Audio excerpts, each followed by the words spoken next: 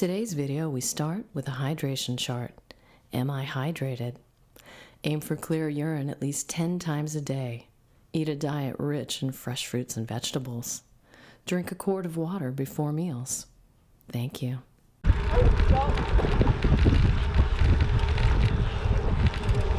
Nice slow.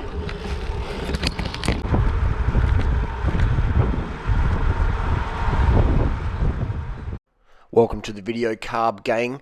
We are at Norton Summit and we're going to do a little bit of a time trial. I haven't done a bit of a time trial on the bike. I've been doing a lot of running races every Saturday. I do a once a week run, and it's normally a 5k race or a 10k race. So my fitness is pretty good with low miles, very low miles this year. Just been doing a bit of experimentation this year of maintenance intensity. And so once a week, go out there and hit it. So that's really kept me in good shape. You can see quite low body fat, muscle is looking good. And we've started the climb. This is Norton Summit, and a famous climb here in Adelaide, Australia. Probably one of the most popular climbs or hotly contested KOMs in Australia for sure. It'd have to be up there. I can't think of any other climb that's more famous than Norton Summit in Australia. And we've had over 6,000 people do it this year alone. 6,000.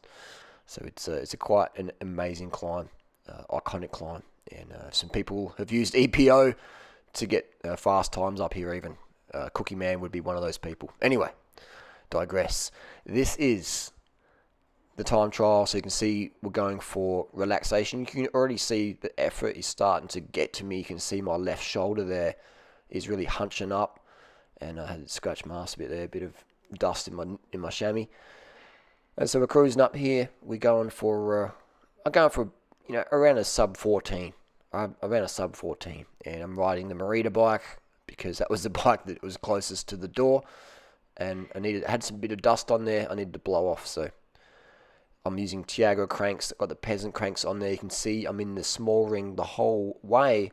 That's because the gear shifting doesn't work on this bike properly, and so I can only sit in the 34. I can't get the big ring. So I'm doing this whole climb in the 34 chain ring. The whole climb in the 34 chain ring. And I've got on the back, we've got 32. So my cadence, I'm not sure what my cadence is. It's between 90 and 100. I don't have a power meter. I don't have cadence. I'm just going by feel, which is very, very important to do. If you're got no power meter on, you got to go by feel, but also have that in your mindset, just on the edge of not going too fast at the start, because you're probably doing more watts because you can't get the feel yet. So that's why I recommend using a power meter for at least 10 years. And I've done that. I've used a power meter for 10 years, so now I don't really need a power meter if I'm pacing myself. I just know my body really well. But if I'm pacing someone else, then power meters is essential. I have to use a power meter really, otherwise it's going to be not as accurate pacing wise. So I'm basically feeling out what time I'm going to do for 23k an hour average. I've got average speed on my Brighton there, and which average speed doesn't even really matter, does it? Because there's so many variables there. But for Norton Summit, and I know what the deal is for average speed. So average speed is important on Norton Summit because today wasn't that windy. And if it was, it wouldn't matter because I'm pacing behind the bike. So it wouldn't matter if I had a tailwind or a headwind because the bike is sort of neutralizing that. And but Natasha's not the best draft because she's skinny and she's very thin and shorter than me. She's not like a wide skinny person. She's a narrow skinny, and so there's not a lot of draft. Really, it's not as good as having 2 or 3 6-foot riders in front of me. That would be preferred, but beggars can't be choosers, and I'm grateful to have anyone to sit behind up the hill, especially a nice hot ass piece like Natasha. Anyway, so this is coming up to the first hairpin, and you can see that my face, I'm keeping it relaxed, mouth open for maximum oxygenation of the blood, maximum fat utilization. If your mouth's closed, you can't really burn fat properly, so I'm trying to stay in a fat burning zone, not trying to burn too much of my carbohydrate there. And by doing that, I keep my mouth open. You can sort of see I'll touch the brakes a bit there. Natasha is still learning the pacing strategy, but she did really well because this is the first time we've paced for ages. Just got the e-bike back. I haven't had the e-bike for like 6 months. It's been off the road in the workshop, so I just got it back last week. So finally we can do some of these pacing things. up the hills, and this e-bike is very powerful, so it's perfect for the job.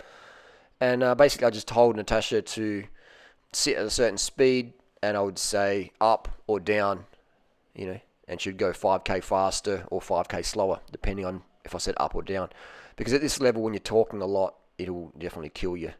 It'll kill you. So every time I take my hands off the bars to fidget on my body, every time I spit or cough, that's probably 3 or 4 seconds right there.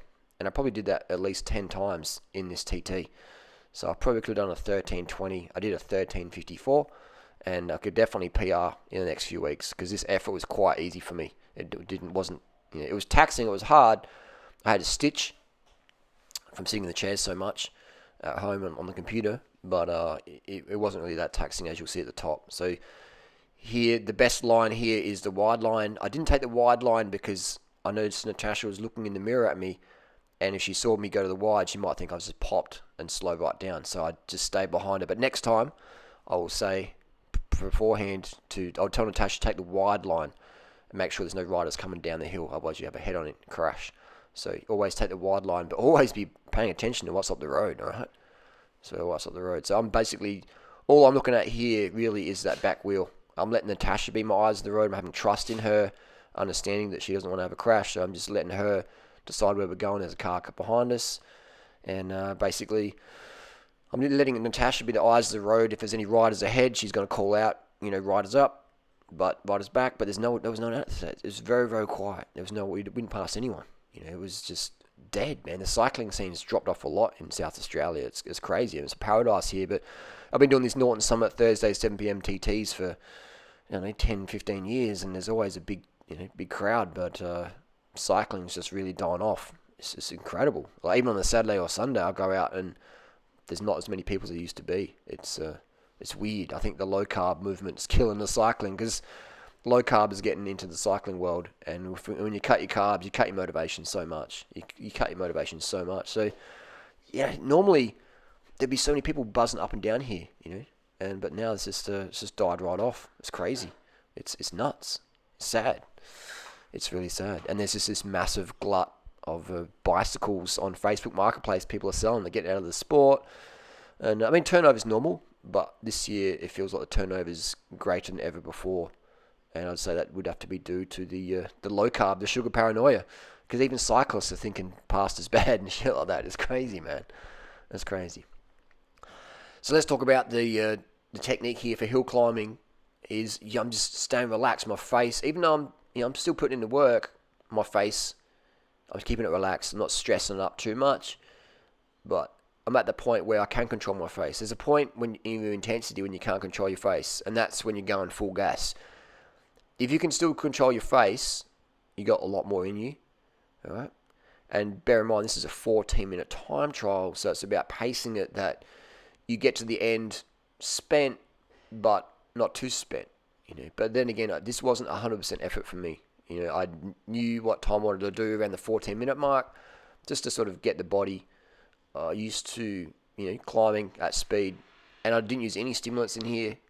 I did take an asthma puffer beforehand just for the cat allergy, which has been really good in the last few weeks. It's been fantastic. I think since we did a bit of clean up around the house, dusting and that. It's we. Who's we? Me and the cats. And you at the suntan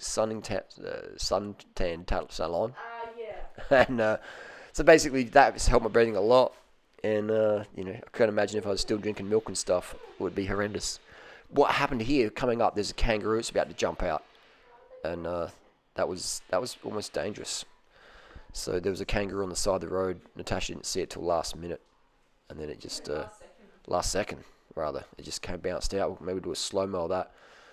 But I did that slow-mo at the start of the video, saw that. But this was about here where the kangaroo come out and had a little thing. That's why you always got to have your eyes at the road, because that could be a nasty crash. Here we go, boom, and you see the kangaroo bouncing up.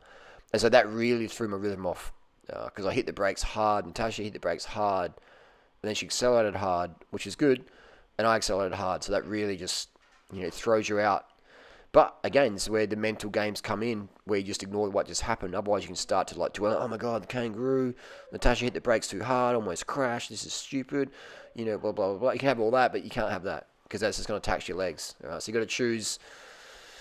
You got to choose what you want. You want to choose fast thoughts, spinning, cadence, power, transfer, smooth pedal stroke, or you're going to choose negative thoughts, slow thoughts. Oh my God, the kangaroos, Natasha, what you doing? Frustration.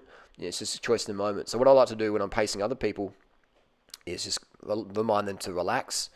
If I'm in a race situation, I'll play mind games. I'll do stuff that irritates people because I know that will just crack them and stuff like that. So it's all in the name of fair sport. If you don't have your mental game up, then that's not my problem. So there you go. But this is the Tiago cranks there, and so the gear's not really working properly. That's my fault. I own that. And this stem's quite slim, but you can see I can go a lot lower. So you can see my left shoulder there is really starting to buckle up now, and that's probably affecting my breathing a little bit.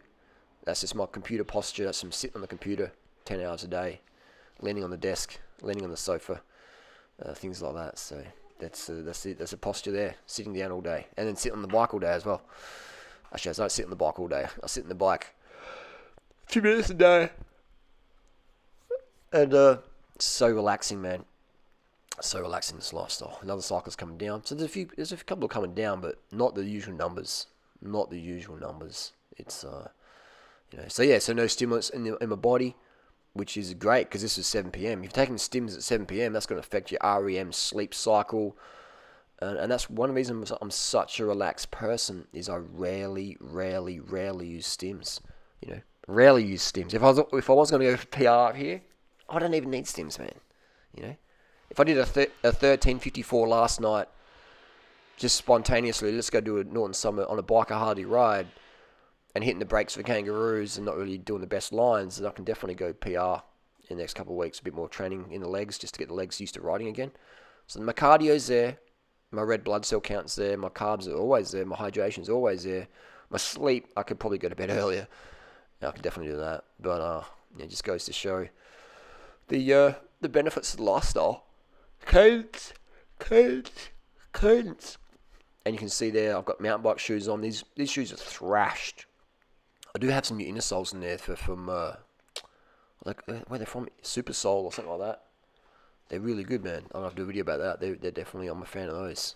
Star Soul or Soul, something they're called Soul Star. I'm pretty sure it's Soul Star. They're from Germany. This is Deutschland. Maybe made in China, I don't know, but they definitely feel good. And they've given my shoes, which are thrashed. These are mountain bike shoes, thrashed. Buckles are broken. There's foot slops around in there.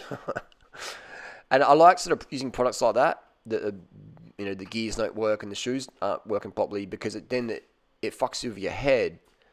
And so then you develop strong mental game. So that's why I recommend that you should use a bike that the gears don't work properly and your shoes, your buckle's broken. And just so you can develop a mental skill to overcome that. All right, so because if there's people out there who are really good riders, everything has to be perfect, and if something fucks up, they crack because they haven't developed emotional game. They've got good cardio game, better cardio game than me, but they don't have the emotional game like I do. So that's a big reason why I'm still fit at this age, is my emotional game is tight, and I'm always looking to make it even tighter. You can't have too much emotional game. You just can't. It's like the one muscle that the brain, the emotions that you can always have more and more control of. And sometimes it slips as well. You always got to keep on top of it. So that's the emotional game. It runs deep. It's unlimited. Cardio, red blood cell, there's only so much you can do, but emotional game, that goes deep. And that's what I've learned from older riders. And I think as I get older, I definitely get stronger in the head. And that's an edge over the 20-year-old guys who might spend all day on the bike. They literally do. Their parents fund them. They just ride bikes, and that's cool. That's a cool lifestyle, man. I love it. If that's what you got, awesome to you. And I choose to work just because riding the bike all day, I mean, it's great. But I've got other things I want to do, and I've done that. I've done those years. They're fantastic. But so yeah, that's a mental game, and now the pace has gone up. So this is where we finished really strong, which means we go a lot faster. The fact that I told Natasha just to gas it. And so the fact that I could say go faster at the end, it's, and then the line's just here. Actually, we passed the line to the gum tree. So now just spinning. Make sure you never stop. All right, never stop, because then your blood can pool in your legs. You can faint. You can smash your teeth out. Always keep the legs moving. Always keep the legs moving. Always keep the legs moving. All right. Never let anyone stop. Just keep them moving. Keep them moving. You know, slap them in the back if you have to. Always keep your legs moving. It's dangerous. Just stop right there. You could have a heart attack even. You know, your blood could pool, put pressure on your heart. You could bust an aorta. Always keep moving. All right. Always keep fucking moving. It's just for recovery as well. So keep the legs spinning, put in easy gear, drop the watts, and just keep your legs ticking over. I'm just slowing down to turn the camera off. Natasha just paced me out there, and that was pretty good. You can sort of see by my face now, pretty not too flustered. That's probably about 70% effort. I could definitely PR. I'll probably ride the other bike. I'm more used to. That was just the bike that I'd probably ride, the pink bike. I'm more used to that. This Marita was just sitting next to the door, so just jumped on it. The gears aren't working perfect. That kangaroo jumped out. Not making excuses, but when you go and almost sort of crash in the back of the bike then. But the kangaroo jumped out, hit the brakes. Hopefully got that on camera. And so yeah, not sure exactly what time. Maybe high 13s, low 14s. Felt pretty comfortable. And I think definitely we're going to do a PR and up Norton Summit. You can see my focus was just very relaxed. Anyway, let's get to the video and we'll do a bit of commentary. Thanks, Natasha. Good work. Pacing, Norton Summit.